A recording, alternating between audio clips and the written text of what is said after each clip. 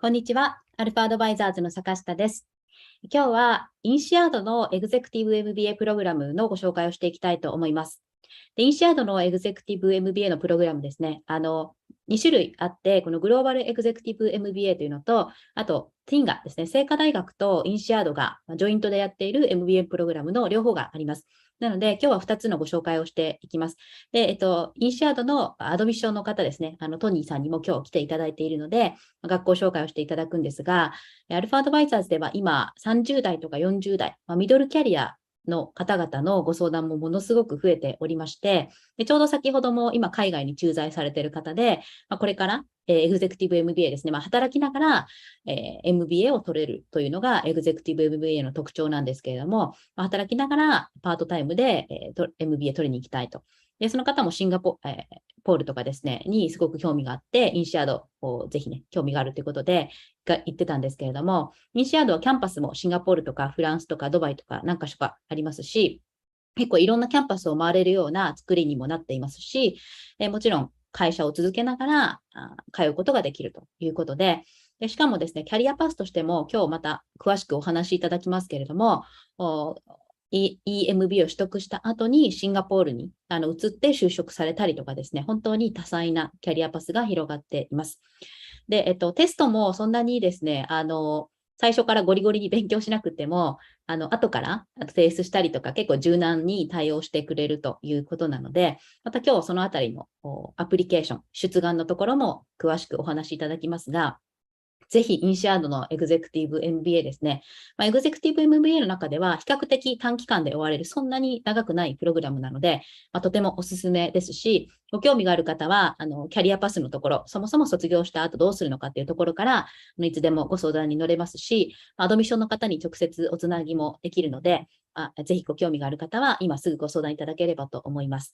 でご相談は、アルファの無料相談っていうのがありますので、まずはそちらから、皆さんのご相談、お問い合わせを入れていただければと思います。で、今日はセッション大部分英語になるんですけど、何でも聞きたいことがあればですね、日本語でも構いませんので、YouTube のコメント欄にどんどん入れていただければと思います。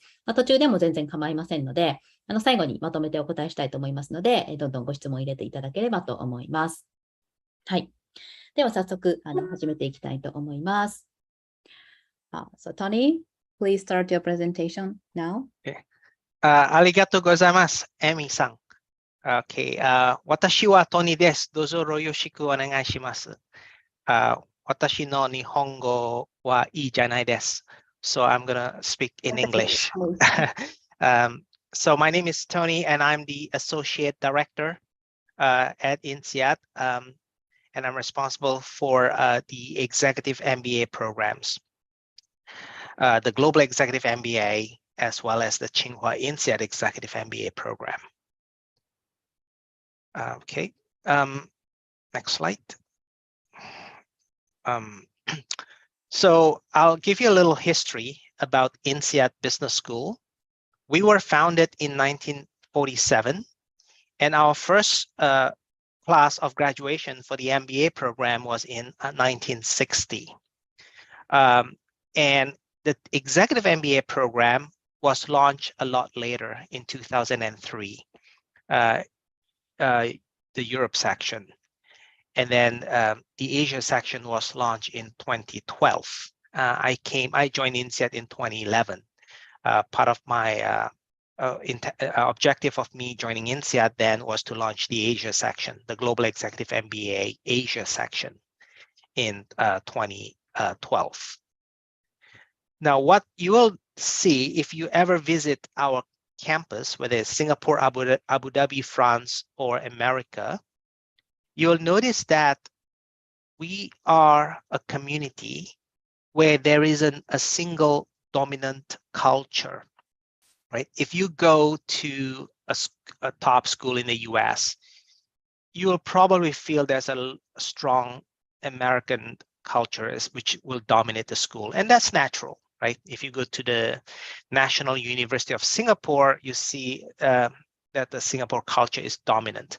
What we do in Insead, we eliminate a groupthink by introducing diversity as a source of learning.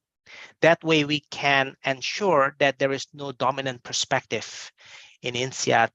We want to have the optimum level of innovation on different business model. That's our number one value. The second one is independence as a governance principle. So we are an independent entity. We are not owned by university. We are not owned by a government or a shareholder, right? So with that independence, we are able to think independently and react to market forces very quickly. We also stay very close to the international community, right? We try to make our teaching as relevant as possible and our research. And the experience you will have in Insead, I can guarantee you that it's very rigorous. It's very much active participation, right? It's case method learning environment, and all the teaching is as pragmatic as we can make it. And also one thing you'll notice about Insead is that the community itself is very entrepreneurial. We try to think out of the box and we try to develop new business models. So, because ultimately what we try to do is bring together very different mindsets and people, cultures, ideas into this community and develop great leaders to make a real impact in society and in businesses, right? That's our ultimate goal in Insead. We have 4 different locations. I am based in the Singapore campus here, but you can also visit the one in San Francisco, in Abu Dhabi, in Fontainebleau, right? Here in Singapore, the campus was set up in 2000. We have around 65 full-time faculty members. In France, slightly bigger. I think there are 75 faculty members there, permanent faculty members. And we have around 250 staff members, full-time employees here in Singapore. The Insead community serves not just the executive MBA. You can see the full stretch of our offerings from the global executive MBA. We call it Gamba. To the next one is the Tiamba, Tsinghua Insead Executive MBA. We also have EMFin, Executive Master in Finance, EMC, which is Executive Master in Change, and MIM, Master in Management, and others, PhD, and of course our flagship full-time MBA, right? But if you don't want to look into the degree program, we also offer executive education, which are the short courses, non-degree program, right? Okay. Here's a list of all our degree programs. You can see we have MIM, Master in Management, that is designed for very early stage, like pre-experience kind of participant, right? The average age is 22 years old. The full-time MBA, or we call it just MBA, we are targeting emerging working professionals, right? Emerging professionals with about 6 years of experience. And then EMFin, slightly older, we are targeting those who want to move into a senior role in the financial sector. And then I'm in the Gamba Tiamba segment, which is the global executive MBA. We are targeting people in the 30s and 40s. Yeah, the average person in the class has about 13-14 years of progressive work experience, right? And it's a modular program. And of course, the EMC, which is Executive Master in Change. That's more like a business psychology kind of program, is also modular. So the first two, MIM and MBA, these are the full-time programs. And the EMFin, the Gamba, Tiamba, EMC, these are the modular programs, right, for working professionals. Okay, so there are minimum working experience for Gamba and Tiamba. Ideally, you want to work for at least around 8 years or thereabout. Mm-hmm. Obviously, there could be exceptions, but as a rule of thumb, you need to have enough work experience to be able to appreciate the discussion. Mm. People in the Gamba and the Tiamba program usually are middle managers or senior managers, or if they're not managing a team, at least they're managing a large-scale project or product line or functional management, right? So the objective in this program is to really move into general management, where you learn how to make a more holistic decision. It's not to move into specialization, right? And there is also a lot of focus on leadership development, which is a very core part of the executive MBA. So if someone says, I have 7 years of experience, which is slightly below the 8 year that we kind of ask for, can they look at the Gamba and the Tiamba program? They can come and speak to us, because what we want is for you to have the ability and the willingness to contribute in the discussion. So it's not a must-have 8 years at the time of application, but come and speak to us, because most people in the class have about 13 to 14 years of work experience, right? So, yeah, I'll share with you my contact towards the end of this presentation, and feel free to drop me a note. Yeah, so this is roughly what it is. You know, sometimes the average age for the executive MBA can be 37, 38, 39, right? There was one time it was 36. So basically in the late 30s, that's a sweet spot. In other words, you have worked for more than 10 years for sure, maybe a dozen years or more, but you still have another 20, 25 years to go to advance your career. We want to make sure that you are able to leverage on the learning and the experience and the skills and the network to further your career.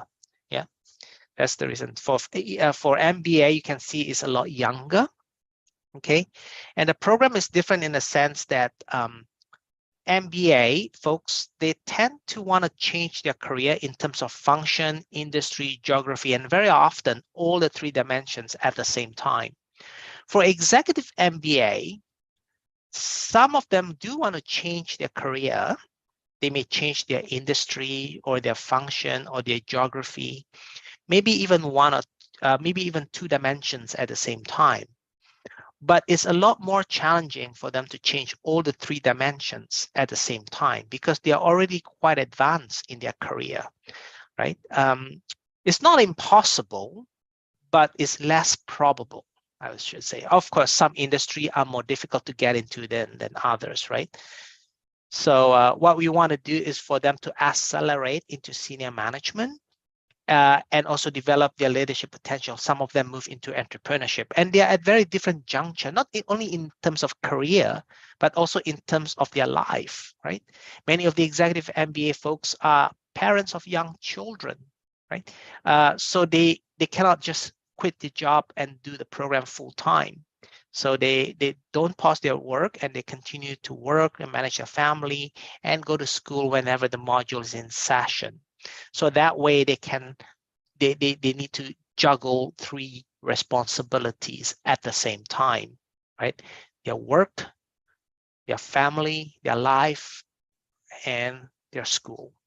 For the full-time MBA folks, they tend to be a lot younger. Many of them, they don't really have kids.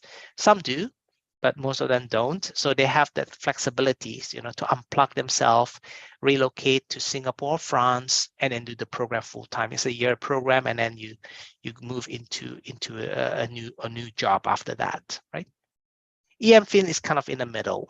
It's still a modular program, but it's more for the finance folks, right? Okay, all right. Now, the people usually are slightly confused between these 2. If you look at our Global Executive MBA program, you'll see that there are 3 tracks. There's the Asia section, the Europe section, and the Middle East section, right? What does that mean? That means that you start with the Asia. Let's say if you go for the Global Executive MBA Asia section, you start with the Singapore campus, and that becomes your home-based campus. In other words, most of your classes will be in Singapore, right? Because it's 12 weeks of class, regardless of which section you're in, okay? But of the 12 weeks, yeah, 8 to 9 weeks will be in Singapore. and then 2 weeks in France, and then 1 or 2 weeks will be in Singapore, France, or Abu Dhabi. Of course, with free travel, we give you the option to go to China for the KMC, Key Management Challenges, or America. So we often offer you extensive list of different key management challenges to pick and choose from. The Tsinghua Insead Executive MBA program, it's very similar.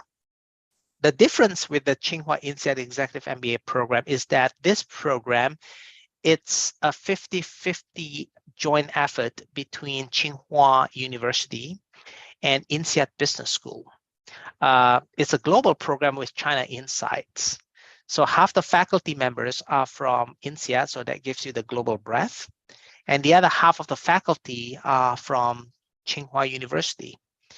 They give you the China insights, the Chinese depth, right? It's all in English, but when you hear the way professors discuss, you can see the East and West perspective, which is quite interesting, right?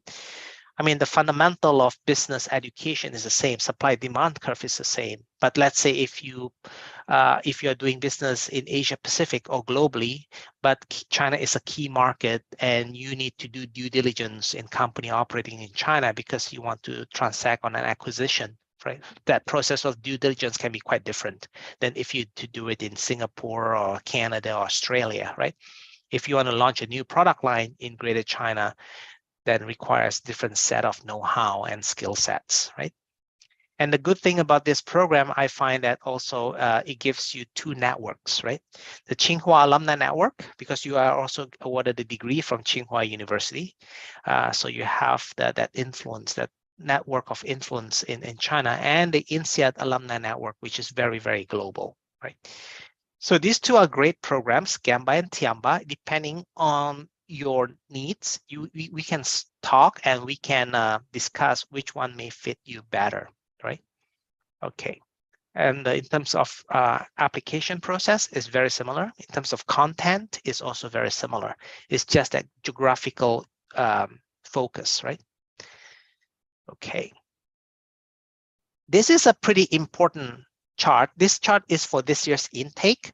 We are almost closing it because the Global Executive MBA Europe section, we will start it very, very soon.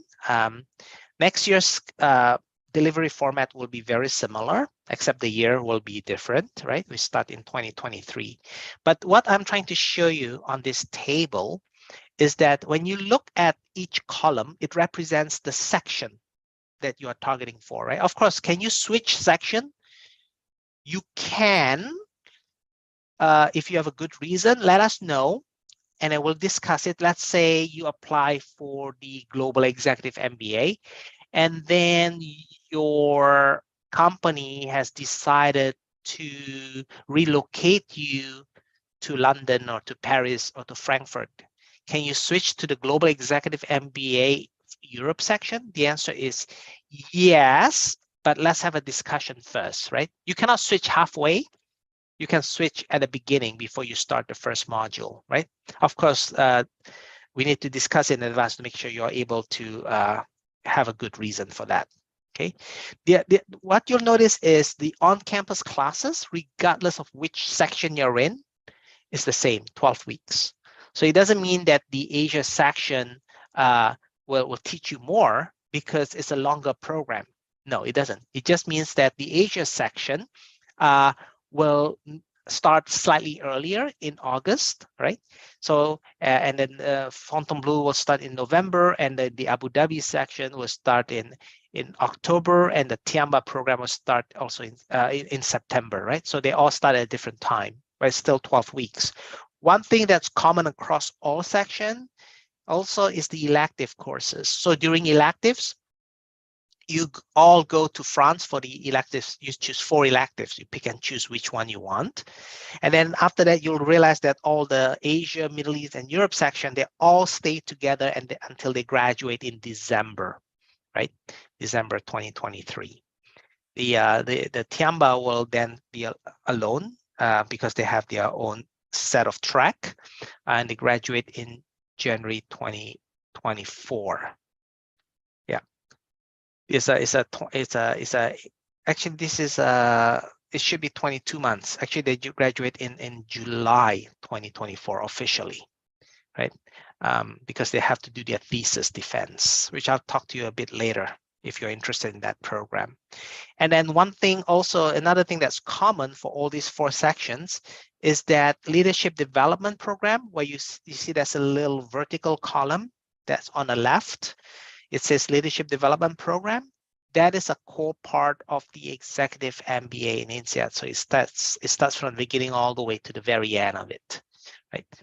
So that's one thing that is very unique about the program, is that not only we will make sure that you are able to acquire working knowledge across all functional areas and be able to frame complex situations, but there's also a lot of focus on trying to understand how you can create a higher level of self-awareness and social awareness, how you relate with people, so you understand drivers of human behavior and hidden organization dynamics, right? So that way you become more savvy in the way you engage, more effective in the way you interact with others, right? To develop your own leadership potential. Okay. Thank you. Right.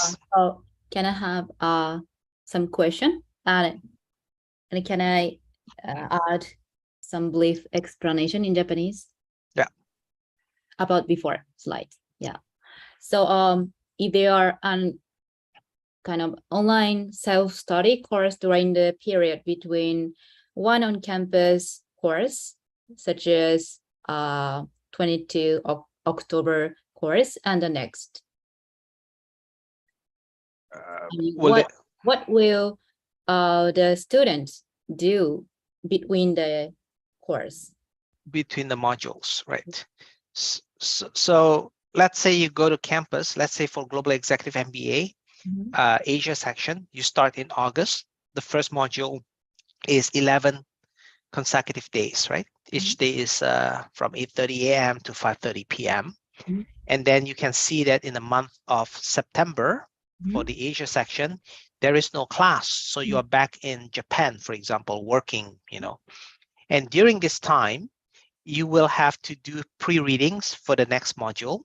You'll have to do some individual and group assignments. It could be a project, it could be a simulations, it could be an online coaching, it could be a survey.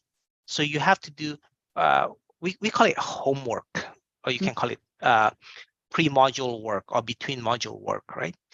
The question probably people may ask is, how much time do I need to invest when I'm not in school, when I'm not on campus? Because I'm very busy. I have my life, I have my family, I have my work. So how much time do I have to invest when I'm not having these courses? The answer is anywhere from 6, 7, 8 hours to 12, 13, 14 hours a week, right? So the more you give, the more you get out of it. So for example, it could be a project on a particular, let's say M&A, merger and acquisition, and it's based on a case, right? So you need to develop financial models. You can spend 3 hours developing a very simple financial model and just to get it over with, or you can spend 3 or 4 times more and go a lot deeper into it, right? So it could be writing about a reflection paper on your coaching session. You can just write 2 pages of reflection very quickly over lunch and get it over with, which you don't really go deep into the unconscious, right? Into your blind spots. Or you want to go a lot deeper so that the coach can work with you a lot more deeply. It's like I can go to Japan, Tokyo, and do a day tour, and I say I've seen Japan. That's it, done.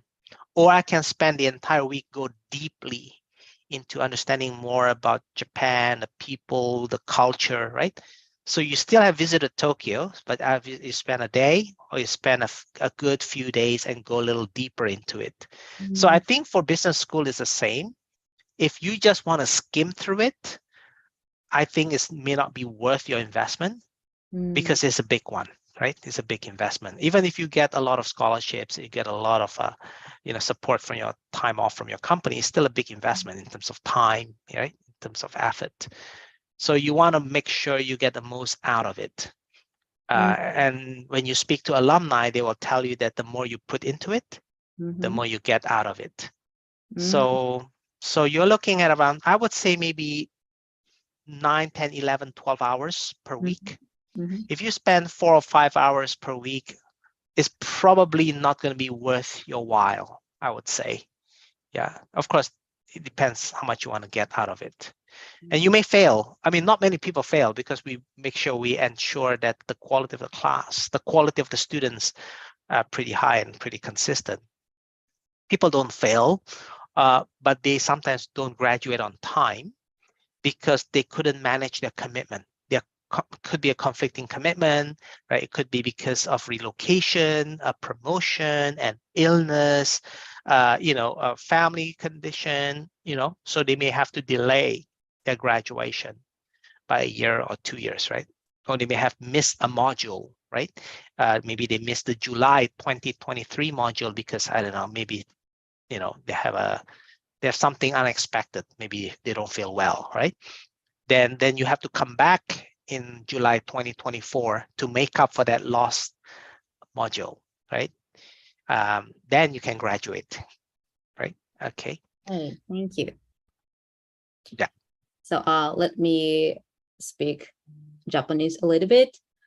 ちょっと多分これ YouTube で見ると表が細かいかもしれないんですけど、アジアとヨーロッパとミドルイーストと、まずその通常の EMBA だと3箇所から、キャンパス、メインのキャンパスが選べて、大体どれも15から17ヶ月、14ヶ月、15ヶ月なので、1年ちょっとぐらいですかね。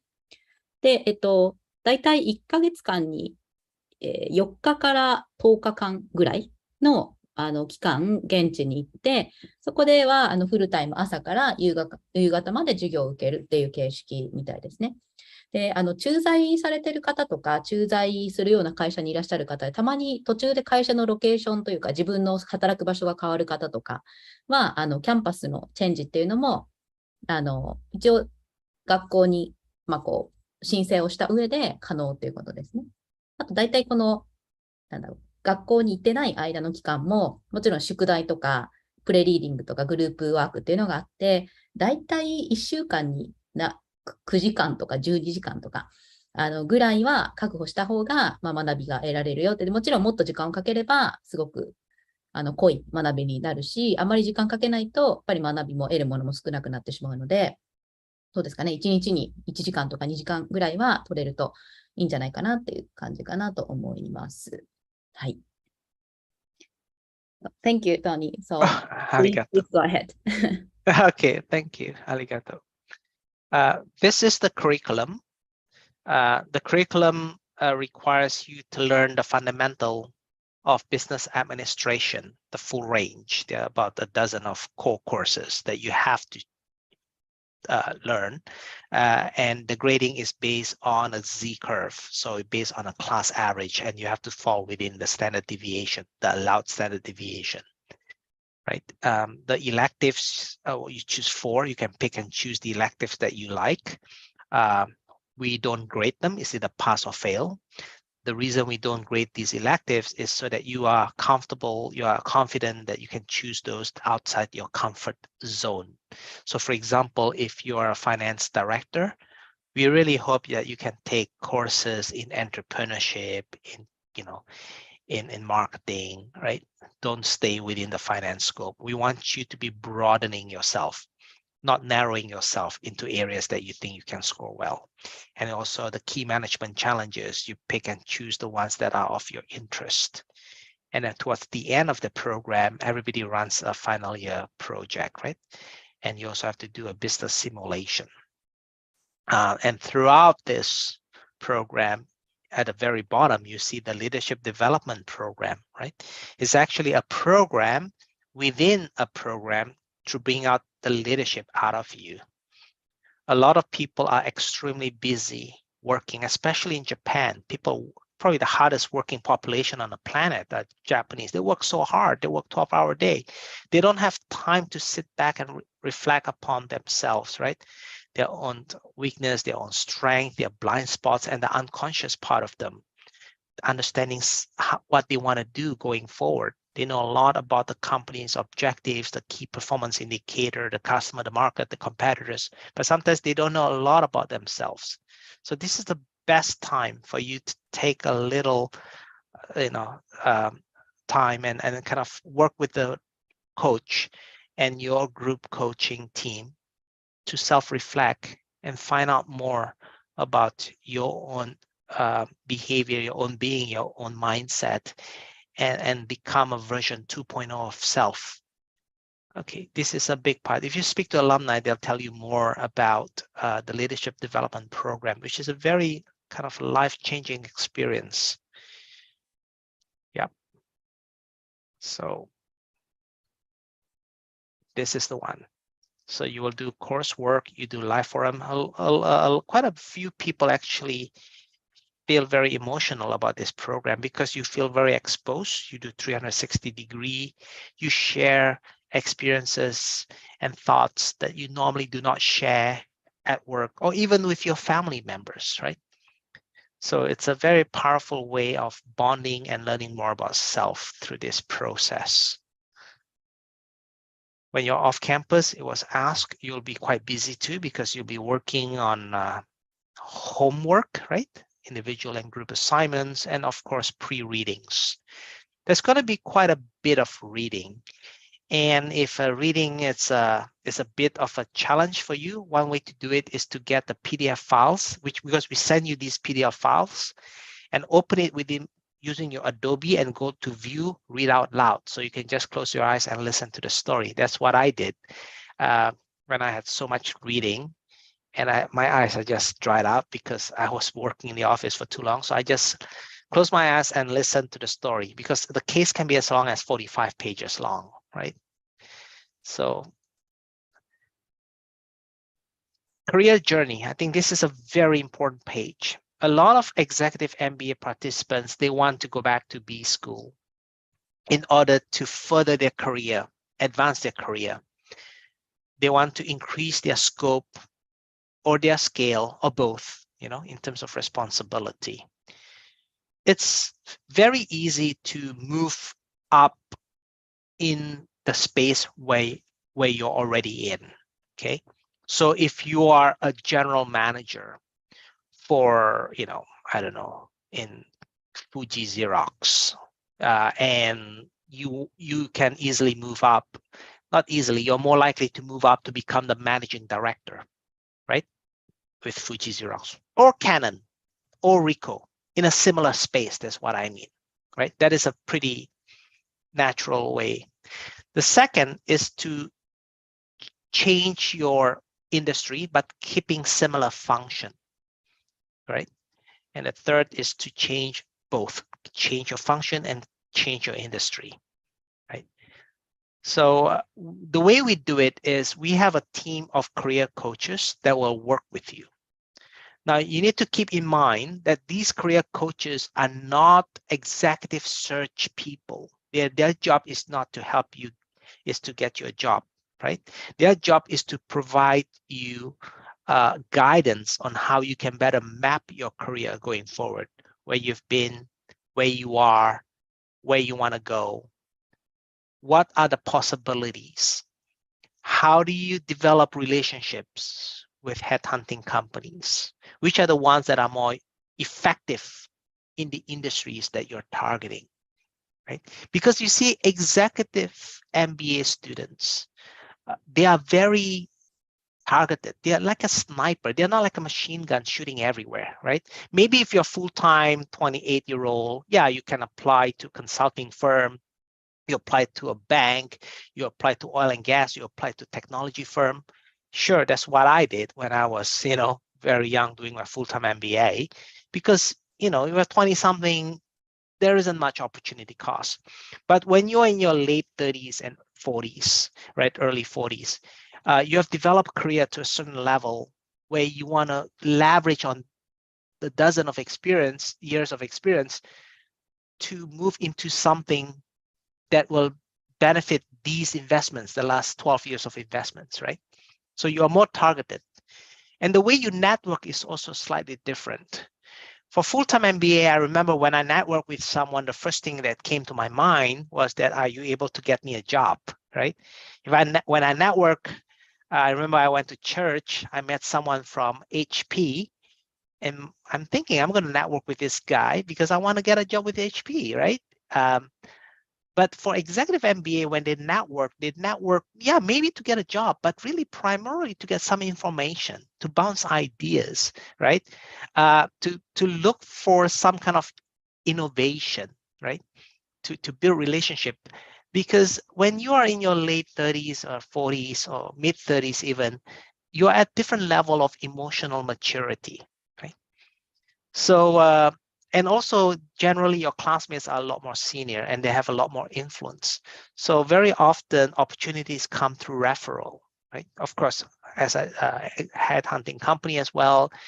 And not as many would come through the typical advertised media, right? Sure, there are some in LinkedIn or in some monster.com, but a lot of the great opportunities actually come through referral, right? Or executive search.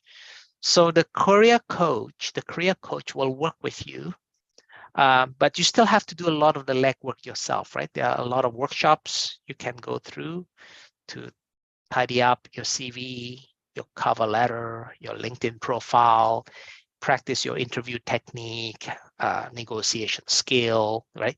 How do you tap on the Insead alumni network to further get more information that may lead to better opportunity, right? So they will work with you and give you these guidance. Right? We also have another team. It's called the Employer Engagement Specialist team, right? What they do is they go around the world looking for employers to come to Insead to look for talent, right? The full-time MBA, the executive MBA, the executive master in finance. So their job is to really promote Insead as the greatest place where employers can look for top talent, right? So these are the two teams that will be in the Career Development Center, right? I'm sure you have a lot of questions about career development because this is probably one of the key primary reasons why you want to join business school. So, so can I have a question? Yes, please. About employer engagement specialist. So, if there are any companies which directly go to Insead campus to recruiting the student. Yeah. Yes. So we have a lot of companies that come to Insead to recruit. Most of these companies come to Insead to recruit the full-time MBA. Some will come to recruit the executive MBA at a more senior level. So for example, we run a lot of career days where companies like, I don't know, Deloitte, some consulting firm, they will come to Insead, they do an info session, they're trying to recruit 18 consultants because they know only one can make partner, right? And the executive MBA student says, I'm interested to work for Deloitte, but I'm not going to join them at the entry level because I'm 37 years old. I am project manager with Schlumberger. I'm pretty senior in my role, right? But I'm interested to work for a management consulting firm as an expert or as a project leader, right? So what I do is I probably wait until the presentation is over, and then I will speak to the presenter and say, hi, James, that was a great presentation. I'm Tony, and I'm from the Executive MBA program.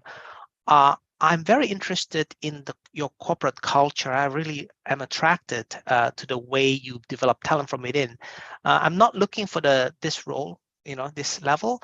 I'm looking at is there a way I could engage you perhaps later on if there's something that may be more suited for my kind of profile, right? So you can do that because they are not recruiting. So you might join them as an expert, for example, right? and also they will sometimes come and look for very specific position. So for example, they may come and say, we are looking for an executive director for a particular role, right? For a particular role. So they go to the employee engagement team and say, I'm looking for someone that can manage cross-cultural team in Asia Pacific region for this particular product line, right? Do you have anyone? So we will also post such role in our executive MBA job portal, right? So you will see a lot of great companies. Of course, not all companies will be on our list. Actually, most companies are not on our list because our students are demand quite a lot. I can say that, right? Insead students, MBA, executive MBA, PhD, EMFin, they're looking for really great companies that are willing to pay for real talent.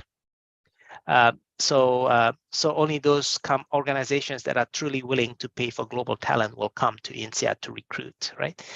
But you can be sure that we try to give them as much access as possibly can to our graduating class and our alumni community, right?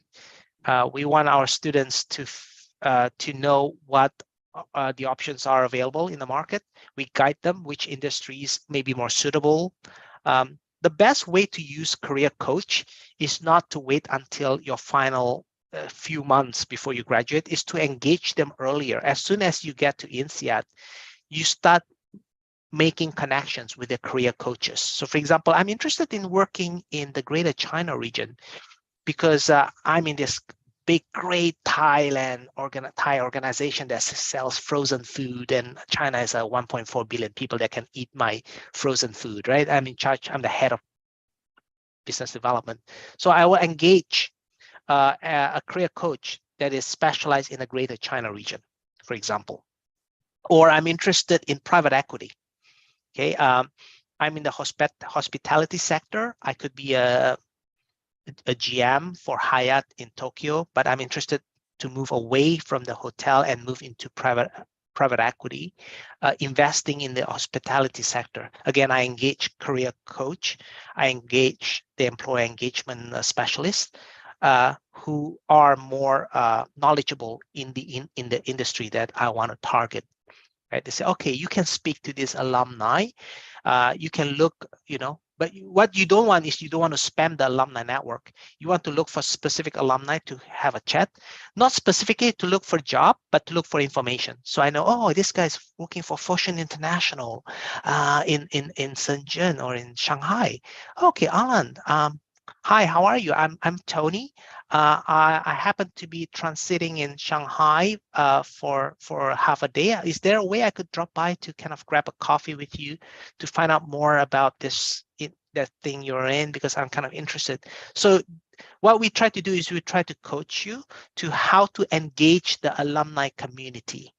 We try to coach you how to engage executive search firm, what information you should share, how you should share it, when you should share it, how do you negotiate a package, how do you manage the interview process, right?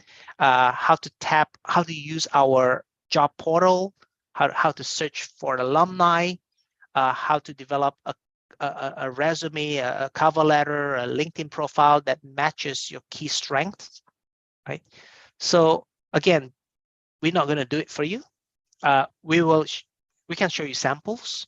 We're going to organize a lot of workshops for you. We also going to have events where we invite alumni, we invite executive search firms to come and share their thoughts, share their experiences. So we will try to give you as much tool as you can possibly have and use this tool to navigate, use this network to navigate, right? So this is going to be a project in its own, looking for opportunities through our network. Yeah. Thank you so much. So thank you for a detailed explanation with some example. So let's Japanese little bit. なので、このキャリアコーチという方はかなり最初の頃にアプローチしていくと、すごく皆さんのキャリアの、キャリアゴールもそうだし、いろいろなイベントだとか、あとは結構今ご質問も来ているので、ちょっと合わせて補足させていただくと、結構キャリアイベントとか、あとアラムナイネットワークへのアクセスだったり、こういう人がいるよっていうようなことだったりですね。で、キャリアコーチっていうのは、エグゼクティブコーチっていうんですかね、皆さんにこうリファラルをしてくれるっていうよりは、キャリアの進め方とか、レジュメとか、よくあるキャリアサポートの、もうちょっとこう、かなり丁寧に皆さんをサポートしてくれるコーチっていうことですね。あと、キャンパスリクルーティングについてちょっと伺ったんですけど、結構キャンパスの方に企業さんが直接リクルーティングに来る機会も多くって、で、そういった方たちはフルタイムの MBA とか、エグゼクティブ MBA とか、そこにフルタイムだけとかっていうふうに限らず、キャンパスに来られてるみたいなので、フルタイムの MBA の方をこう採用しに来た、例えばさっきのデロイトさんなんかを例に挙げられてましたけれども、よくミッドキャリアの方ってどうやってこう転職するんですかとかですね、そういったご質問を受けるので、今日結構丁寧にお話しいただいてたんですけど、例えばキャンパスリクルーティングであれば、デロイトさんが来ていて、基本的には若手ですね、フルタイムの MBA のポジションを彼らは狙ってくるわけなんですけれども、自分は例えば37歳とか38歳で、じゃあデロイトの、割ともうちょっとシニアなポジション希望している方なんかは、プレゼンテーションが終わった後に、そのリクルーターですね、採用担当官のところに行って、私はこういうもので、すごくこういうことをやっていて、自分はコンサルティングとかやってないんだけど、こういう職種に興味があって、みたいな形で入っていって、ジョブを取られる方もいるということなので、あまり日本でこう、いわゆる転職活動っていう形でやっているとですね、あまりそういったアプローチ方法は思いつかないかもしれないんですけど、海外だとそういう機会って本当にたくさんあるので、ミッドキャリアの方も全然ですね、転職の機会も望めると思いますし、皆さんチャレンジされるといいかなと思います。はい。Thank you, Tony. So please go ahead. Thank you very much, Arigato. So now the next thing, this is also quite important. The Executive MBA program is designed for those with leadership potential and someone that's got demonstrated the ability to progress in a corporate ladder or move into entrepreneurship to be able to lead eventually a bigger role. Academic capacity is someone who's analytical. You don't need to be good in mathematics, but you need to be able to understand data sufficiency, data interpretation, critical thinking, and communication analysis, right? Because we believe that as much as this is a more practical way of teaching you through case studies, you still have to balance the balance sheet.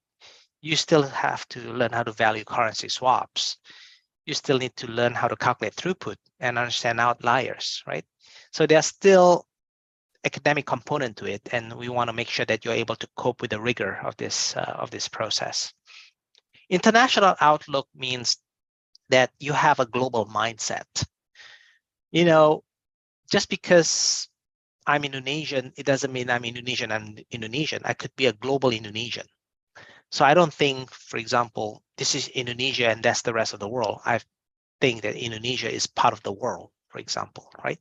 So that can be demonstrated through your ability to cross-culturally engage, where you have work, which country, which organization is a multicultural organization, your travel experience for work, where you live, where you go to school, you know, the kind of projects that you run, right? So if I graduate from an Indonesian university and I work for an Indonesian company, I could be doing project in Singapore, in Vietnam, right? Or I could have colleagues from a different culture. So that means I have some level of cross-cultural engagement and ability to contribute. All these things sound pretty fuzzy because we don't really have a formula to evaluate this criteria. We look at the application holistically, and decide, right? This is a bright-driven global individuals with the right level of motivation to fit our community. The application process will take approximately 1.5 months, give or take, right? You can take GMAT if you want. It's a standardized test.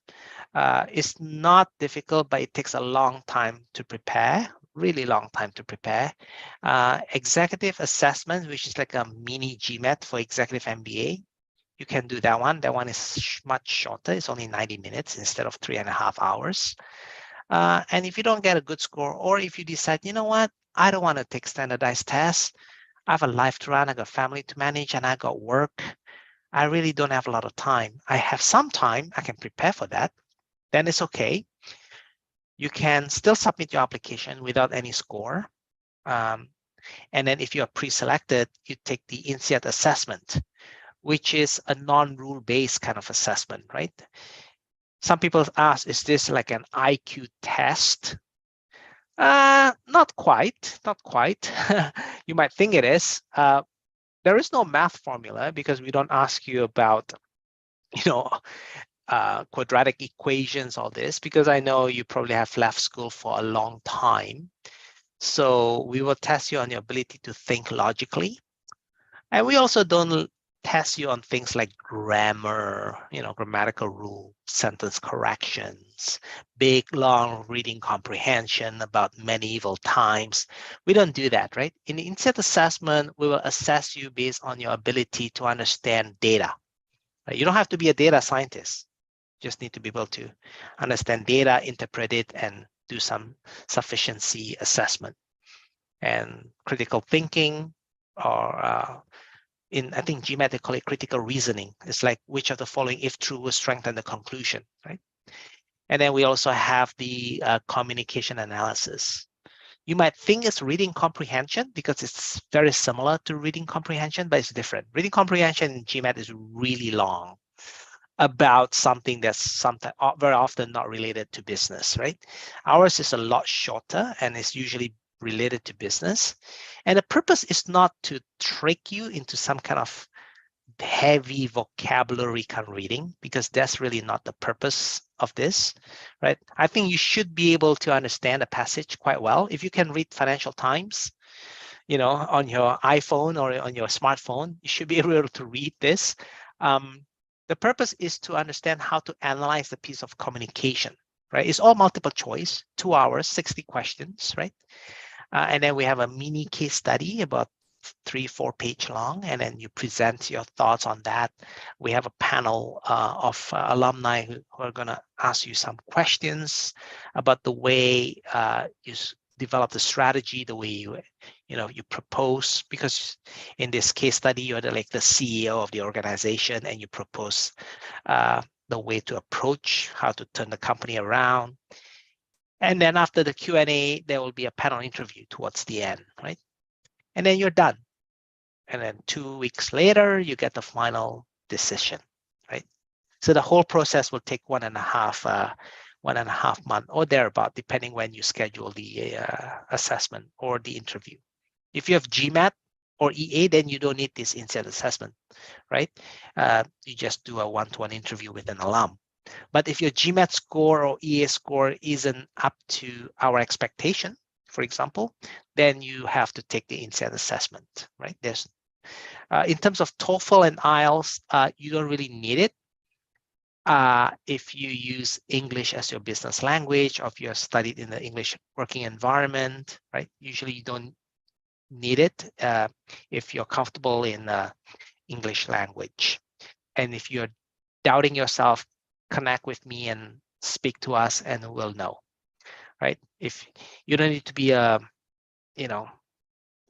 lawyer kind of speech, as long as you're able to convey your thought effectively, you're able to understand when a faculty speaks, that means you already have that comprehension level, right? You're able to write clearly and be able to read the passages, right?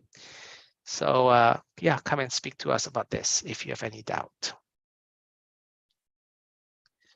We have scholarships. So once you get accepted to the program, you can apply for scholarships. The scholarships, you can pick and choose. Maximum, you can apply for 2 scholarships. Okay. Usually we don't give more than 20%. Maybe a few do get that, more than that, but usually you don't, right? Average about 10%. Very few get more than 20%. Yeah, you can pick and choose the scholarship. You can apply up to 2. Okay, I think, oh, that's the last slide. Okay. Amy? Yes, thank you for your presentation. So we will move on to the Q&A session with audience. There are already lots of questions from audience. So I will read the question from audience at first in Japanese and then translate them into English for you to answer the question. そしたらですね、ちょっとご質問が来ているので、質問のセッションに移りたいと思います。はい。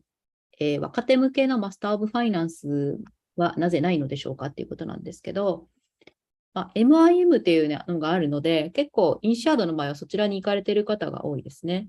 はい。ちょっと今日はエグゼクティブ向けなので、エグゼクティブ向けのご質問でいきたいと思うんですけど、キャリアサポートはどのようなものがありますか？ EMBA なのでエグゼクティブ向けの内容でしょうか？っていうことですね。ちょっとキャリア系のご質問が2つあるんですけど、あとどのような企業に転職されていますかっていうのがありますね。So the first question is about career support.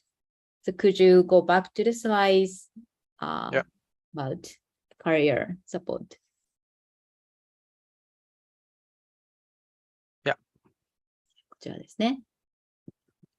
So could you the first question is what kind of career support do you offer? And since the student are in their executive MBA, is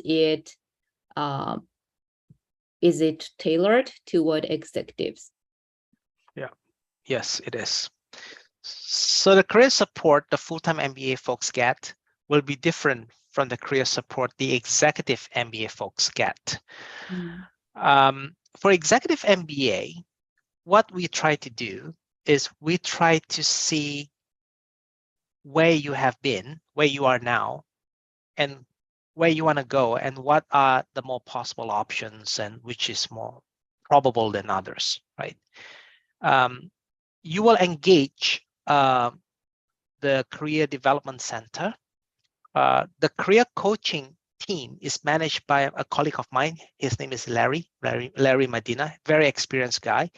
And he's got a team of career coaches, internal, just a handful, but he also has a lot of external contractors. These are professional career coaches that will work with you. The kind of support we give, it's more as like a coaching. We'll try to coach you. So for example, someone will come in and say, okay, I want to move into this particular area, but I'm not sure if it's even possible. I can show you everything that I've done, what my skill sets are, my experience are, my network. And then a career coach will engage you and say, okay, first of all, why do you want to move into that section? Right? Oh, because I want to, I want to become entrepreneur one day. So I want to move into management consulting and develop my skill sets and whatnot. So what this career coach will do is help you to see yourself through a reflection, right? They will help you to find out more about yourself, where your key strengths are, where your weaknesses are, and it could be areas that you may not be able to see it yourself. And they say, okay, if you look at the Insead alumni network, these are the key cities where we have the strongest alumni in the region, right? And we talk about the industry, we talk about the companies that are recruiting, we talk about the salary level, we talk about what are the missing pieces that will get you there. Let's take a look at your resume. Oh, wait a minute, your resume if you apply through the traditional channel, your resume seems to be lacking some of the keywords that this kind of role that you're looking for may be seeking, because they have a lot of AI machine that will filter out resume, for example. Oh, it does not really tally with what you have on your LinkedIn, or for example. So they will help you to realize some of the gaps that the coaches are seeing, for example. So for example, you say, I want to work for AWS, Amazon Web Services, because I think I'm a great networker. I'm a head of channel sales for Canon Asia Pacific, and I think they might say, well, if you look at the people that get such opportunities in Amazon Web Services, you realize that they have a lot of experience in cloud computing, right? So if you have that in Canon Asia Pacific, you should highlight that. If not, then you should see how your experience could translate. So this is coaching. They help you to see. You may not agree with it, but they help you to. Of course, different coach will have different approach. That's how I would coach. I would look at where you have been. I look at where you want to go, and then with the knowledge I have, with the experience I have, I will give you perspectives, right?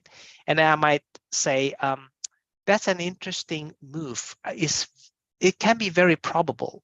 Try to contact these 3 alumni, have a word with them, have a coffee with them, find out more information about that, right? I think career coaching doesn't have a fixed mechanical process. It requires a lot of synergy between the coachee and the coach.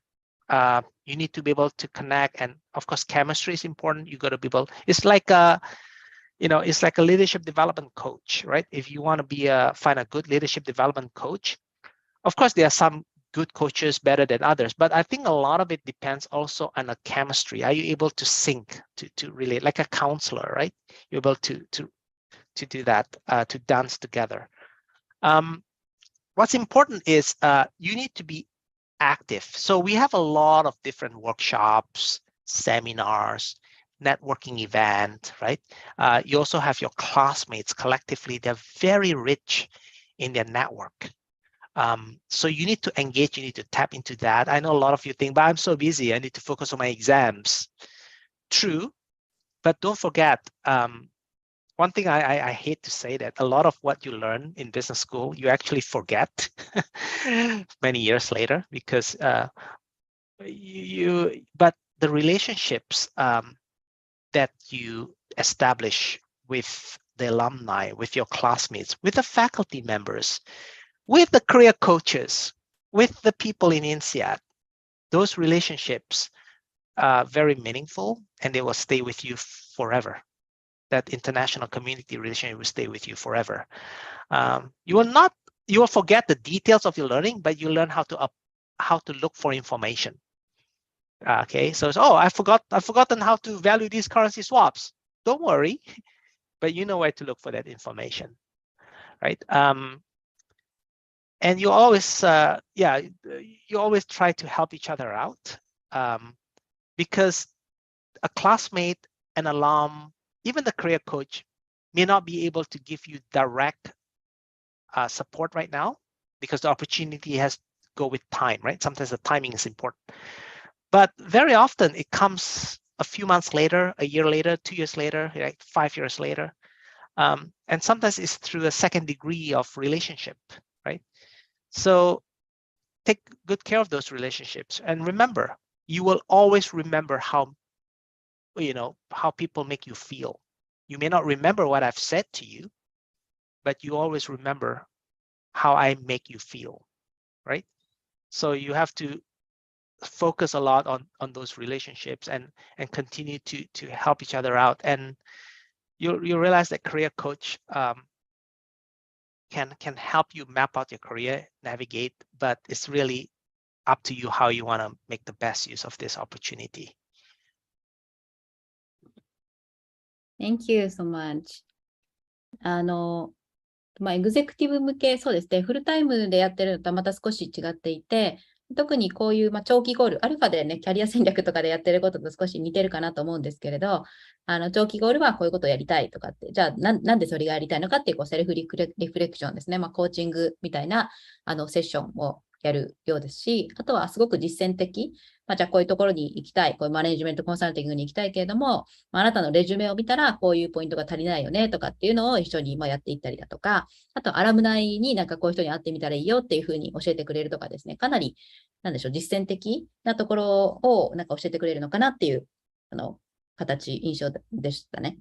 で、結構アラムナイの方もさっきすごいもう膨大な数でインシアードのアラムナイの方はやっぱトップカンパニーのマネジメントとかやってる方ももちろんたくさんいらっしゃると思いますし、そういった方とのコネクションで直接お話できたりもすると思うので、ぜひ皆さんも活用されるといいんじゃないかなっていう。ただ、個人の活用度合いはやっぱり皆さん動いた分だけ、これインシアードに限らずですけれども、動いた分だけやっぱりチャンスもやってくるし、コーチの方とちゃんと信頼関係を築いてやれば、それでうまく活用できますということかなと思います。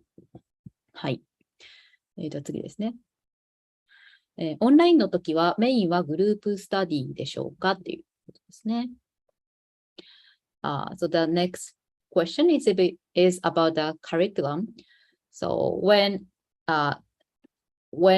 online, is it mainly group study? So could you briefly review some of the topics you mentioned earlier? Yeah, this is not an online program. This is an on-campus program. Of course, if you tell me that, I might have COVID, I don't know yet, should I go to class? Of course, I would say no. You should stay in Tokyo and you should dial in, right? But that's because we want to keep everybody safe. Now, so that is not online, but between the modules. I'll give you an example of a module. Yeah. So between the modules, do the student do mainly group study or some self study or? Yeah, it's 50% individual work and 50% group work. Maybe 50-50, something like that. Depends on the subject. So you might be doing a group strategy project. So it could be a group role play and simulation. You could be running, a virtual manufacturing plant in a group of 5. Or it could be doing an individual work where you have to write your own reflection paper and then to internalize that reflection, right? It could be a duo, meaning 2 of you. You could be shadowing each other as part of the peer exchange project, where you shadow a classmate or a schoolmate using self as an instrument to make observation. And after that, you need to write reflection paper to internalize the learning of your own emotion and the way you think and the way you behave. Right? Could be an individual study time where you have to learn the principle of accountings, but the project could be in group. One thing you'll notice is we try to put you in groups based on diversity. So what we don't want is for you to find people that are very similar to you and always stay with that group, right? So we want you to keep changing groups. There will also be time when you can choose your own group mates. For example, the final year project for the Global Executive MBA, Asia, Middle East, and Europe. You can choose someone, maybe a classmate that you can work together to create a real venture using the final year project as a launching pad, for example. Right. So I think it's a mix of individual and group. The purpose is to get you exposed to how team dynamics may evolve, right? One thing you'll notice is that these classmates of yours, they are all busy working in different countries. So you need to also coordinate the time to come together to synergize, right? It could be a take-home project. So, okay, James Smith, you're responsible for the financial modeling and analysis. I will take care of the the SWOT analysis and other things. So there are 5 of us. We break it into smaller components and then we conquer together. or it could be a multi-party negotiation where we come together to discuss how we want to approach the situation, how we want to frame it. So the group thing is very powerful because everyone is bright, right, driven and global, but everyone is different. And that difference is a very key strength to eliminate groupthink and to innovate on different business model, to think outside the scope of my own experience, right? If you put a group of, Indonesians together from the same sector, right? We tend to agree, oh, we can speak our own language. We agree where the root cause of the problem is. But if you work in group where people are so different from each other, yes, they may not agree with each other. They may look at the same problem very differently, but that's where the beauty is, right? And then you start to see, that's interesting. So you have to come with a very open mind. You could be from the finance sector in Tokyo, and this business case is about Mitsubishi Bank, right? The largest Tokyo bank. And there's this cardiologist from Australia who knows very little about finance, or Japan. He has an idea, he has a perception of where the root cause of this problem is. But instead of telling him, oh, this is a Japanese bank, let me do the problem, if you can open up your mind and say, oh, tell me more about how you look at this, you actually get a lot out of that, because he will or she will be able to see things that you probably would not have thought of the same way. So that's where the value is, working in groups. That's why we always say there will be a lot of group work. Of course, there will also be individual work. Thank you for the detailed explanation. はい。なのでですね、大体、キャンパスに行くのとキャンパスに行くのの間は、50% がオンラインの、グループスタディでみんなでやるのと、半分ぐらいは自習、リーディングをやったりとかっていうことらしいです。で、グループスタディのお話を今すごく丁寧にしていただいたんですけれど、5人とか6人ぐらいのグループで、やっぱりダイバーシティを、どの MBA も基本的にはそうなんですけれど、違う国とか違うセクターから来た人たちがこうやって組むので、そうすると違う意見があったりとか、なんか自分の業界では当たり前だったことが、なんかすごくあまりアグリーされなかったりとか、いろいろな皆さんシチュエーションに出くわして、いろいろなイノベーティブなアイデアが起こったりとか、違う考えの人たちをまとめていくとか、そういうことができるということですね。で、なんか実際にこう最後の卒業前のプロジェクトはエレクティブで新しいベンチャーを作るみたいなのもありますし、あとはこう、なんか一つのリサーチプロジェクトみたいなもので、一人はこうファイナンシャルモデルを作って、じゃああなたはこれをやってっていうのを分業したりとか、いろいろなグループスタディがあるみたいなんですけど、本当にダイバーシティがある環境でできるっていうことはすごくおっしゃってましたね。はい、ありがとうございます。ですね、皆さん卒業した後はどのような企業に転職されておりますでしょうか？どのように就職活動をされているでしょうか？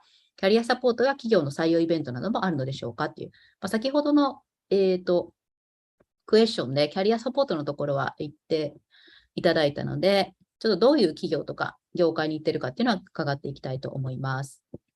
So the next question is about a career destination after graduation. So what kind of companies or industries are students working for after graduation? Yeah, we have all kinds of sectors, all kind of companies that work. But if you look at those that come to Insead to recruit, you'll notice that most organizations that are attracted to Insead kind of students are those that really embrace diversity, not just accept diversity. For example, if you say, oh, but there's an Indonesian organization. There's an organization. Yeah, true. It is an Indonesian company, but it's the kind of Indonesian company that attracts talent from the global space, like Gojek, right? But as a Singaporean company, yes, it's Grab or, the kind of organization. If it's a very, very, very local organization, they might be interested in our talent pool, but most likely they want to recruit from the local university, right? So that's one thing. The next thing is what kind of career transition. It really depends.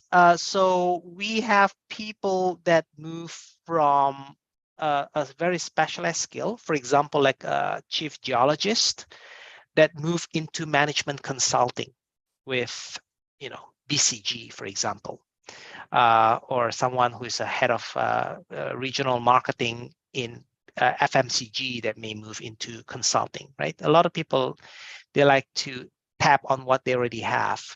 Or someone who is in oil and gas, they move into the investment side of energy. And then from there, they move into maybe private equity, to managing funds. There are people that move from energy into entrepreneurship.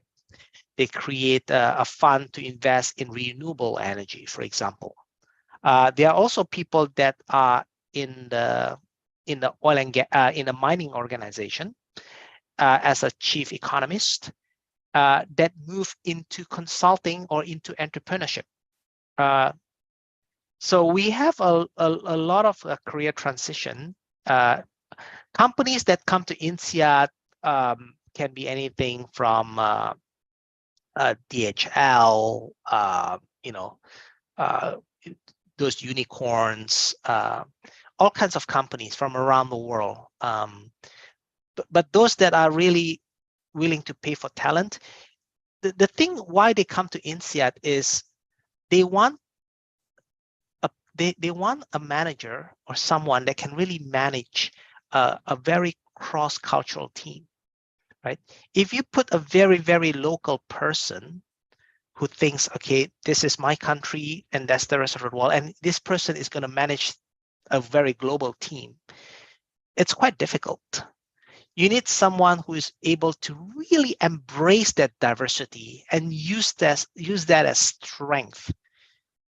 They come in with a very open mind and be able to kind of really tap on this pool and get people to bounce ideas, and to innovate and to see things very differently and be able to encourage the hearts of this very global team, right? To share the vision, challenge the process and to model the way. So they come to Insead because in Insead, one thing you'll notice about Insead people, whether it's faculty or student or staff, any alumni you speak to, you'll notice that they all speak minimum 2 or 3 languages. It's very hard to find someone from Insead who speaks only one language. I haven't seen one yet. Maybe I will one day. I've been in Insead for 11 years. Most people speak 3 languages or more in Insead. And the other thing you'll notice about Insead is most people, they have lived, worked, studied in multiple different countries across continents. If you look at Insead person and you ask a simple question, doesn't matter whether it's a faculty or a student or alumni, you ask a simple question, where are you from? It's a very simple question, right? They will say, I was born in Japan. I grew up in Brazil. I studied in Singapore. I married an Australian, now living in Malaysia, right? So this is extremely common in Insead, right? Majority of people have this kind of, what does that mean? It doesn't mean they're better or worse than someone who's local. It just means that they tend to be a lot more open-minded, I think, generally. Okay, of course, I'm generalizing, right? They tend to be able to be more receptive to different kinds of perspectives that are outside, and they tend to be able to adapt very quickly. You'll notice also one thing about Insead alum is they're like plastic. They can adapt very quickly. You take an alum, a successful alum in Tokyo, and you say, you know what, there's a great opportunity in Sydney, Australia. They can quickly adapt because they have a very international personality. And then you say, you know what, after 3 years, I'm going to position you in Shanghai or in Toronto or in Frankfurt or in Johannesburg. They can adapt very quickly. If you don't believe me, just pick anyone. Just go to LinkedIn and type Insead, right? You'll see a lot of people. And look at where they work. Look at where they work. The country, look at the education, where they've lived, the first job to today, right? Just anyone. We have 60,000 alumni globally. Just pick a few and have a look, right? That is the beauty about Insead, and because of that, they have access to the global opportunities, right? So when you ask me what is the kind of company that will come to Insead, is the kind of company that truly not just accept diversity, but embrace it. And they usually join a team that is really global, right? Not all the time, but most of the time. If you see an Insead person working for a local organization, there's a very high chance it's a family business, right?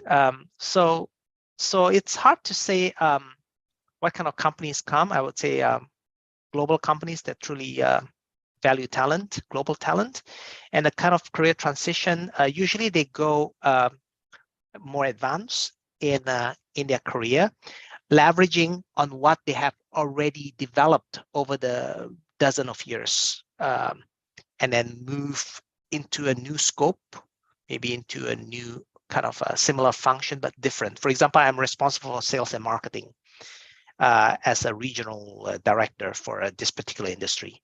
Then what I do is I move into the managing director role. Now I'm responsible for HR and finance and operations and everything else. But I'm still leveraging on the industry knowledge that I've acquired in the last 14 years, right? So that's a very typical kind of transition you make.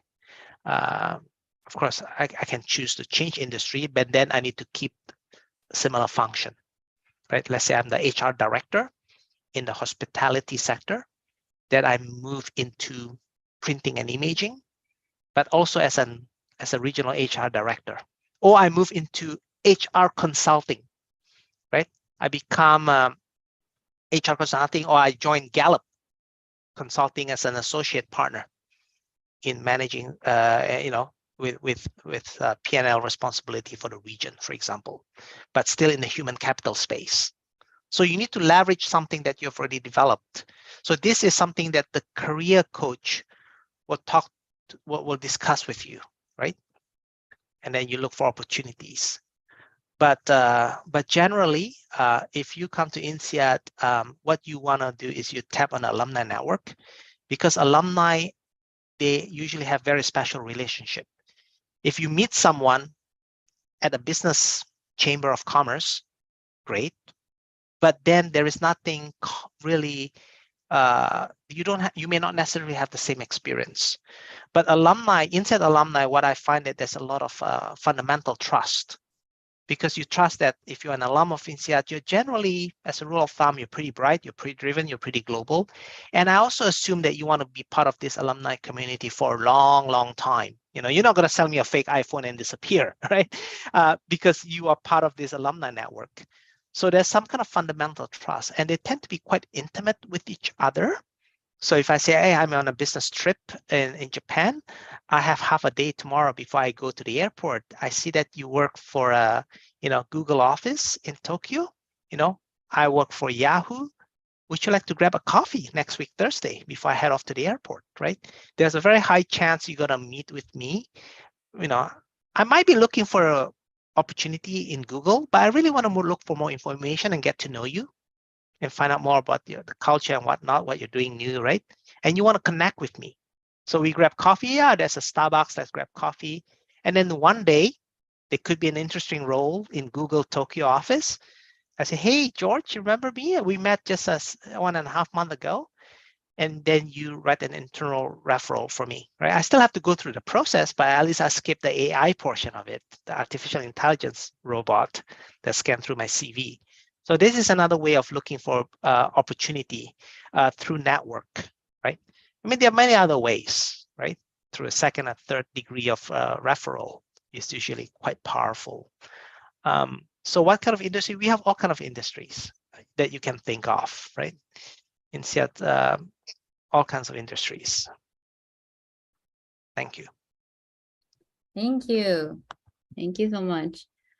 なので、ご質問はですね、どんな、企業に就職してますかっていうところだったんですけど、本当にオールインダストリーで、話題企業もあれば、ユニコーンみたいな、スタートアップに入る方も今いるということなんですけど、なんか共通していることとしては、すごく多様性がある環境であったりとか、そういう多様性が評価されて、皆さん、内定というのかな、移られるところもすごく多いっておっしゃってましたね。で、結構、インシアードの文化というか、この動画をすごく研究して、全部エッセイに書いたら、インシアードのすごくいい、アプリケーションのエッセイができそうなぐらいですね、詳しくお話しいただいたんですけど、やっぱりインシアードの、生徒さんは、ものすごく、多様性がある方が多いということをおっしゃっていて、それも、もちろん、国も違いますし、なんかそもそも一人の人でも大体2つか3つの言語を皆さん喋れるそうですね。日本人の方も行けば英語を話せるようになるので、日本語と英語を話せるようになると思うんですけど、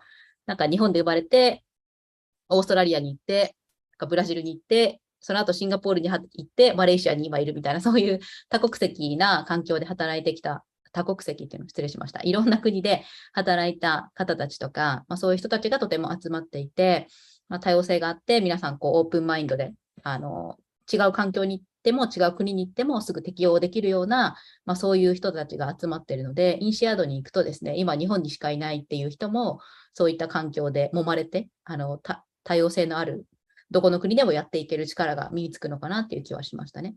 なんか最近アルファで結構いつもね、ご紹介しているハルトさんとかもそうなんですけど、あそこもすごく多様性がある生徒さんも、世界中から60カ国とか50カ国とかから来てるっていうことで、今ちょうどボストンキャリアフォーラムとか、あと海外の就職っていうのもアルファはサポートしてるんですけど、そういう多様性のある環境で、サバイブしてきたっていうか、学んできた方はものすごく評価されてますね。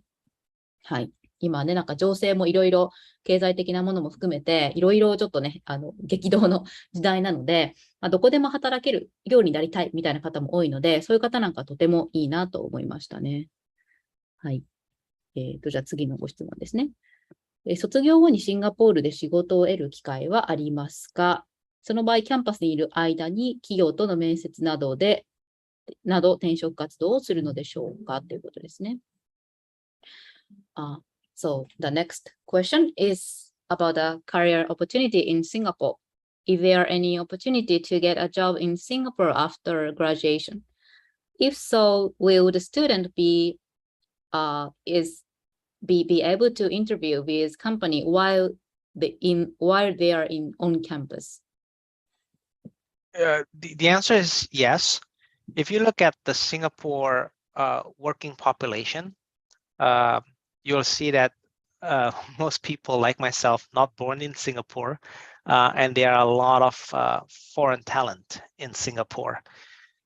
Singapore does not have natural resources, no land, no natural resources. The only thing that keeps Singapore running at this speed, it's human talent, global talent.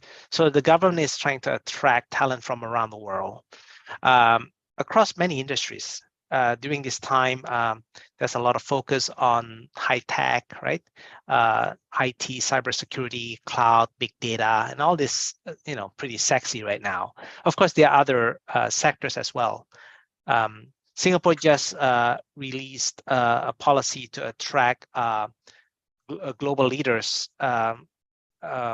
to boost its talent pool. There are a lot of organizations, more and more so, coming into Singapore to set up a family office, to set up, funds. So what you can do, it's when you come to Singapore for the modules, you come a couple of days earlier and you leave a couple of days later. And during these 2 days when you arrive, of course, you can meet with your classmates, but try to tap into the alumni pool to meet people. So for example, if I were from the technology space, right? Before I come to Singapore for my module, I already have a handful of appointments set up for my breakfast, coffee, lunch, or even dinner with alumni. I will say, hey, George, would you like to catch up? So what I try to do is of course, they know I'll be looking for opportunity. I don't have to say it, but I just connect with them, build a relationship, and look for opportunities. A lot of these folks actually know opportunities that are not advertised. For example, in Insead, right? I know there are positions in Insead that are looking for talent. That's not advertised in the paper. Why? Because my colleague just resigned, for example, or my colleague is going to set up a new role, because we just had coffee. That's and this role is going to appear online probably in 2 years, for example, right? So, for example, if you're in the education space, I would say, you know what? Insead is in search for the new dean for the next 5 years, because the existing dean is up to his term, Professor Elemi Hoff, right? This is not advertised publicly, but we in Insead, we know that. So if you are dean of a school, we say, hey, if you're interested, just keep in mind that we'll be looking for a new dean in the next several months, right? So stuff like that, it actually happens everywhere. So what you want to do is you want to network. Networking, I think, is quite key to build relationships. And also you want to meet with a career coach. The career coaches are busy during the module because a lot of your classmates will be trying to meet this group of people one-to-one, right? So what you want to do is you want to come a day earlier or even 2 days earlier, or meet them first thing morning before class starts. Have breakfast with these folks, right? And try to tap into their perspectives, their network, their knowledge.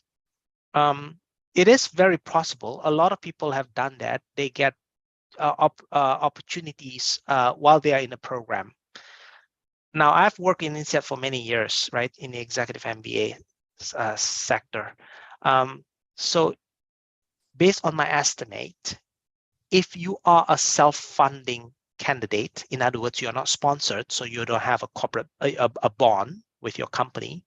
If you're a self-funding candidate in this program, there is an 80% chance that you are going to look for a new opportunity successfully outside your organization within 1 or 2 years after you have graduated, and sometimes even when you are still in the program. Because there are a few things that will happen when you're in a program. The first thing, it's your confidence level will increase quickly, because as you begin to know how to frame a complex business situation, you're confident you're with the best mind, learning new skills, your confidence naturally increases. It's like a skill, right? Number two, you develop your leadership potential, and the way you behave, the way you think, your being will start to change, and others around you will start to change the way they react towards you. So you start to optimize your leadership potential, the way you engage others will be a lot more effective. And thirdly, your network of friends will start to change. You'll be surrounded with bright individuals like yourself, driven global folks. And these are your friends, your classmates, your schoolmates, alumni, faculty. And then with this network, if you tap on it actively to look for information, to look for new friendships, it's quite powerful, actually. It's quite powerful.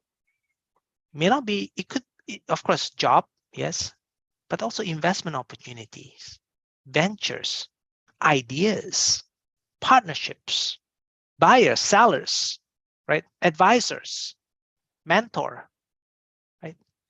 Because you have to remember that collectively, the community in Insead is very rich with its experience and its network. So I think the opportunity is tremendous. There was a little poem written by my ex-classmate about, oh, with this money, I could buy so many Hermes bags. I could buy, so many mobile phones, iPhones. I could buy this, right? But what I really want to invest this money in is the vast pool of wisdom that awaits me, the opportunity that I don't get within my current state, right? So I think the best way to invest in self is in self-development. So yeah, I'm not sure if I went off track a little bit, but I think you don't have to worry if you're willing to adapt. You're open-minded. I think Singapore is a great place to look for opportunity. We have a wide range of sectors some are more growing a lot faster than others, right? Fintech, right? Cloud, big data, machine learning, AI. Of course, there are others, financial services, right? Education technology, even healthcare. Singapore government, right? They're just, the purpose is really to develop the economy to bring the best minds from around the world. There are lots of great opportunities here, I think. Thank you so much. ですね、ご質問は、卒業後にシンガポールで仕事を得る機会はありますかっていうことだったんですけど、ありますと。で、一応ご質問、そのシンガポールにいるときに面接とかもするんですかみたいな形でいただいたんですけど、そのキャンパスに来て面接する機会とかももちろんありますし、結構付随して、いろいろそのキャンパスに来た際に、こう、キャリアの機会を、転職の機会を得る最大化にする方法っていうのをいろいろ教えていただいてたんですけど、本当にとてもいいなと思いましたね。ちょっと2つに分けてお話しすると、やっぱりキャンパスに来る期間が皆さん1週間とか、シンガポールだと5日とか4日とかあると思うんですけど、その前後ですね、2日ぐらい早く来たりとか、あと終わった後2日ぐらい長くいて、その期間でネットワーキングしたりとか、アラムナイに会いに行ったりとかをすると、本当に生の情報が手に入るっていうことはおっしゃってましたね。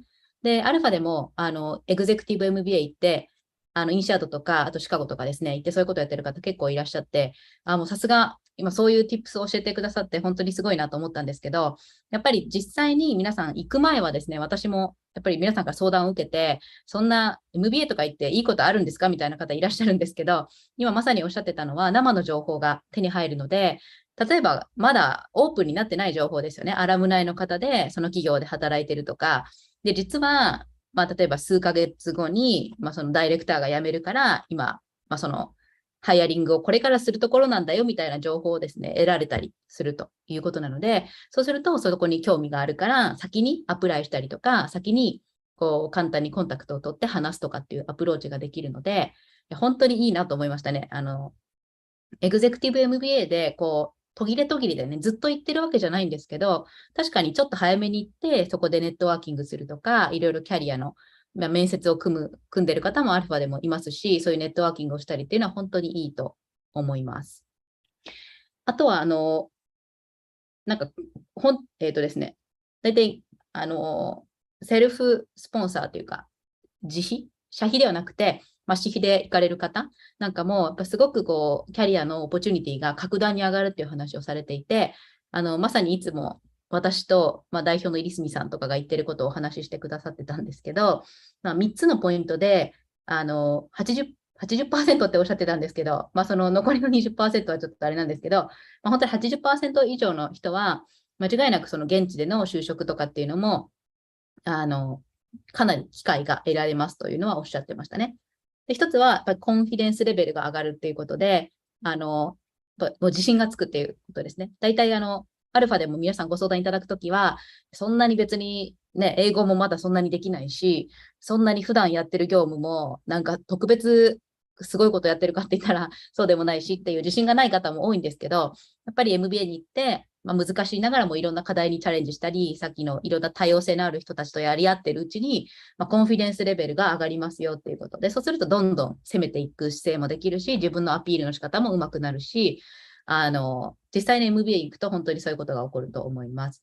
あとは2つ目はリーダーシップもやっぱりどんどん醸成されていくので、みんなに対する反応だったりとか、周りとのリレーションシップを作るとか、そういったところがすごく上手くなっていくのと、あとは3つ目はネットワークですね。さっき言ったように生の情報が取れたりとか、もちろんインシャードに行けばインシャードのアラム内にもネットワークできたりとか、はい、しますので、ぜひ皆さん今、すごくいろんなインシャードの文化とかについてもね、教えていただいたんですけど、本当に素晴らしい機会が得られると思いますし、もちろんご質問のシンガポールで仕事を得るっていう機会は十分あるということですね。シンガポールの場合は、アメリカはエグゼクティブ MBA だとなかなかビザがフルタイムじゃないとですね、その OPT とか出ないので難しいんですけど、シンガポールであればビザとかの関係もクリア EMBA に行った後に現地で就職して、でそのままシンガポールにいるっていう方もアルファでもいるので、ぜひ皆さんシンガポールで働きたい方もおすすめですね。結構お子様の教育も考えてシンガポール行きたいという方も多いので、そういう方にもとてもおすすめですね。はい。じゃあ次が最後のご質問ですかね。EMBA のカリキュラムは講義と演習のバランスはどのような形になっているのでしょうかということで、So, the next would be the last question and about the curriculum, about the class. So, what is the balance between lectures and practice in the MBA curriculum? Lectures. Okay. So when you mean lectures, you mean the professor will stand in front of the class and talk and tell you, this is how you do it. This is the formula. This is how you apply it. Yeah, that's a very traditional way of learning. You will notice that Insead professors don't really lecture. So what they do is they will leverage on the diversity of the class to facilitate discussion. Because collectively, the class is very rich in experience. The professor will be more like a facilitator to get everyone to contribute. Of course, he or she will guide the conversation and create value, right? By saying, hold on to that idea, Mary. I'll come back to you in a second. James, you are actually involved in an actual strike in your factory, right? In Mitsubishi Electric in Jakarta, Pulau Gadung. And can you share with Mary what actually happened? So what the professor is doing is to leverage on these experiences to bring life stories, real situation to discuss, to understand how this framework is going to impact the way people make decisions. And also, our professor, I find they're very good in demonstrating a particular concept, right? So instead of just focusing on the codified material, like books, they focus a lot on games and simulations. So I would say the lecture part, if you will, is a very small part of it. If you ever come to Insead, if one day you visit, let me know, I'll take you around. You'll see that the classrooms are often empty, right? What? How can your classrooms be empty? Yeah, the students are all in breakout rooms discussing. And it'll come back and they'll talk about it, right? And then you'll notice the other thing is in Insead, there is no book. How can you be a school if there is no book? But in Insead, we have a lot of business cases. Everything is taught through business case. So you don't make, say, a functional decision, like a finance decision. You make a business decision in a finance class because you need to take into consideration in a very wide picture, taking into consideration how this decision is going to impact a wider range of stakeholders, right? So when you ask me how many percent is lecture, I don't have a number, but I think it's a small percentage compared to a traditional school. To learn from Insead, I think you need to be not just prepared for every module, but you need to be actively participating because sometimes they have class participation point. Of course, also marks for project, for your teamwork, right? For your participation. There will still be written exam, of course, but exam can also be, which is quite often in a form of a role play, the way you run a simulation, right? Your group projects, your individual project, you need to write implementation essays to demonstrate your understanding between what's in a framework and what's actually happening on the ground, right? So I don't have a percentage for you in terms of, the traditional teaching method versus the case method, but I can guarantee you there's a lot of practical case method. We try to make it as practical as possible. Of course, you also need to learn the theory, right? You still need to learn how to develop financial models. You still need to learn how to, calculate throughput, right? But we'll try to make it as real as we can by making it more applied. Yeah, unfortunately, I don't have a percentage, but you will see that we stay as close as we can to the real international community, to the real business. And we also do field trips. So we'll take you to visit organizations and get the senior leader to speak, to share ideas, to demonstrate how they operated in this region, the challenges they face, right? How they navigated their leadership style, how they manage talent pool in the organization, for example. So you also do field trips. Yeah. Thank you. いわゆる講義というか、なんか座って講義を聞くみたいなのは非常にポーションとしては少なくって、ディスカッションがとても多いっておっしゃってましたね。なんかいわゆるケースを解いたりとか、トピックが与えられてディスカッションしたりっていうことが多いっておっしゃってましたね。はい。あと多分なんでしょう、演習というのは、いわゆるハンズオンエクササイズみたいな、なんか実際のコンサルティングプロジェクトをやったりとかっていうイメージかもしれないんですけど、さっきのカリキュラムの中にそういう実践的なケースのところが書いてあったので、そちらも見ていただくといいかなと思います。はい。では次ですね。EMBA の途中で転職するケース、まだ講義が残っている状態で、途中の期間の途中でですね、EMBA の途中で転職するケース、はできるのでしょうかっていうことをですね、聞いていきたいと思います。So there is one more question, and it's about a career change during the program. Is there any case of changing jobs in the middle of the executive MBA program? Yeah, there are people that do that. You have to remember, people that go to executive MBA program, they are already looking for change before they join the program. This right? They're already looking for change. So I could be looking for change. I don't want to work in this organization anymore. I'm already, and part of this process includes me going back to school to further my knowledge, to build confidence, leadership, and network, right? So maybe halfway through the program, I may change to a different organization, right? Function, industry, geography. So quite a bit, I would say. I don't have a number.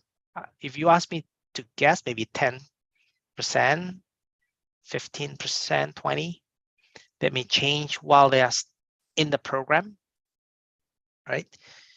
The question you may want to ask is, what happens if I don't have a job when while I'm in the program? I'm between jobs. We're not too concerned if you're unemployed, because you could be between job, maternity, taking a sabbatical, right? Of course, we are concerned if you're unemployable. That's two different things. If you're unemployed, you've worked for 18 years, you're taking half a year off to kind of just to a sabbatical. Our faculty members take a sabbatical, right? Take a little holiday from a career break. That's fine. The only small little thing you may want to look out for, if you are doing the exchange or peer exchange or shadowing project for the leadership development, you need to be able to ideally host a classmate or a schoolmate where the person can use self as an instrument to observe the way you work in your professional environment. So you need to think of ways. So if you don't have a job while you're in a program, what you can do is maybe think of a venture that you want to try to set up and use that as your work to try to implement what you learn in school. Because a lot of what you learn in Insead, in the executive MBA program, you can apply it immediately in your work environment. So you want to have that opportunity to do that, and then you get the outcome and bring it back to school to discuss and bounce ideas off your classmates and your faculty members, right? So yeah, it's not uncommon to be changing job or change your situation while you are in the program. Yeah, there are people that do that. Thank you. Yeah, that would be good news for the audience. はい。なので、プログラムの途中に転職する方も、結構いるっていうことですね。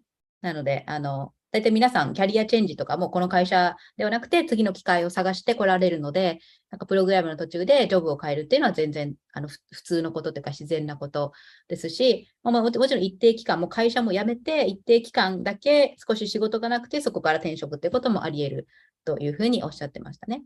で、エグゼクティブ MBA の場合は、お仕事、転職前にしろ、転職後にしろ、学びながら、さらに働きながらっていう感じなので、学んだことがすぐにお仕事に活かせるとか、そういうところもメリットとしてありますねという話をされておりました。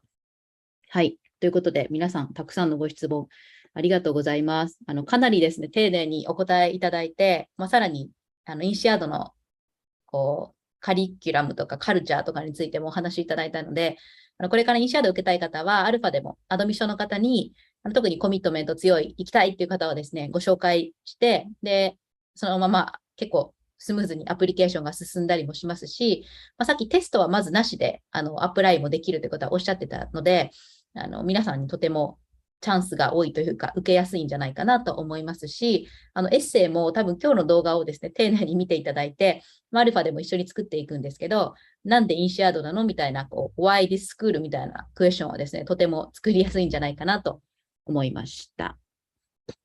はい。ということで、so that's all for the question. Okay, yeah, feel free to connect with me if you have more questions. I'm happy to schedule a chat. And arigatou gozaimasu. Yeah, and so at last, could you share the deadline slide? Oh, the deadline for the The program. next deadline for the program. Oh, okay. This one, you mean this deadline? Yeah. But sorry, that's the old one. It's on our website actually. Okay. The new deadline. So if you go to our website at insead.edu/master-programs/Gamba, Global Executive MBA, Gamba, under admissions tab, you will see deadlines. Okay. So you should be able to see the new deadlines that has just been published. Yeah, it should be there. But don't worry so much about deadlines because we have rolling admissions and you can apply anytime between deadlines and your file will be processed immediately. Connect with me. I hope that I can connect with you too so that when I go to Japan, maybe in January or February, I will be able to invite you for my events in Tokyo. Thank you. Thank you very much. 次のデッドラインは、この グローバルエグゼクティブ MBA って通常の成果大学とではなくて通常の EMBA は12月の20日で、その次が2月の21日なので、十分次の12月のデッドラインも間に合うと思いますね。エグゼクティブ MBA だけでいけますし、まずはテストなしでアプリケーション出すこともできるっておっしゃってたので、12月のラウンド1ですね、十分間に合うかなと思います。ので、ぜひご興味がある方は、まずご相談いただければですね、インシアードがいいんじゃないとか、他のプログラムももちろんいろいろ受けてから、最終的にここ行こうって方もいますし、あとは今日はエグゼクティブ MBA だったんですけど、30代、40代の方は通常のフルタイムの MBA も受けて、どっちがいいですかねっていう方もいるので、そんなにですね、最初からもうここに絶対って決める必要もないですし、ただとてもインシアードの EMBA おすすめなので、受けるのであれば早めに受けられるといいかなと思います。結構こうやってアルファで動画をやるとすごく人気が出てですね、結構、競争率も上がりますし、やっぱりもちろんある程度ね、枠っていうのはあるので、早く受けた方が一般的には受かりやすいですし、アルファでもすでにインシアードの EMBA 受けたいとか、受けてるっていう方も、もう個別調整の方でいるので、できるだけ早めにご相談いただければと思います。Tony, thank you for the great presentation today. Arigatou gozaimasu, Emmy. Could you give us some remarks at the end? Yeah. So my closing remark will be, I think it's important for you to see which school fits you best. A lot of people ask me, is Insead the best business school? The answer is there's no such thing as the best business school. I think what's important is what fits you, right? Which is the best country for me to live in? Well, there's no such as the best country to live, but what fits you? What are you looking for? Come and speak to us. Share with me more about your experiences and your expectations. And then if you have decided that Insead is a great school and this is the great program, then you ask yourself, is this the right time for me? Can I commit the effort and meet all the modules?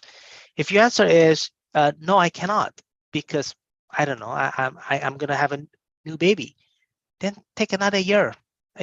Don't commit into something that you cannot deliver, right? After all, this is a big investment. So take your time, talk to your family, talk to your business, make sure that you have the support from your family and your business. And then once you have decided, no, this is the right school, this is the right program, I think the time is about right, then let's have a word. I'll work with you through the process to make sure you're successful. Okay? Arigato. Thank you so much. はい。なので、自分にね、フィットのあるスクールがどこかっていうのも、もちろん自分で実際にアドミッションの方と話してみて、ここの学校いいなとかね、より行きたくなるっていう方もいますし、アドミッションと話す前にですね、大体長期ゴールとかアルファでお話してから話されると、とても、なんでしょう、評価が高くなることが多いので、もちろんアドミッションの方にもコネクトできますし、いろいろキャリアのご相談したいっていう方は、アルファアドバイザーズの方ですね、無料相談いつでも入れていただければと思います。はい。皆さんもご視聴ありがとうございました。Thank you, Tony, for tonight's presentation. ありがとうございます。はい。 Good night. Good night. それでは失礼いたします。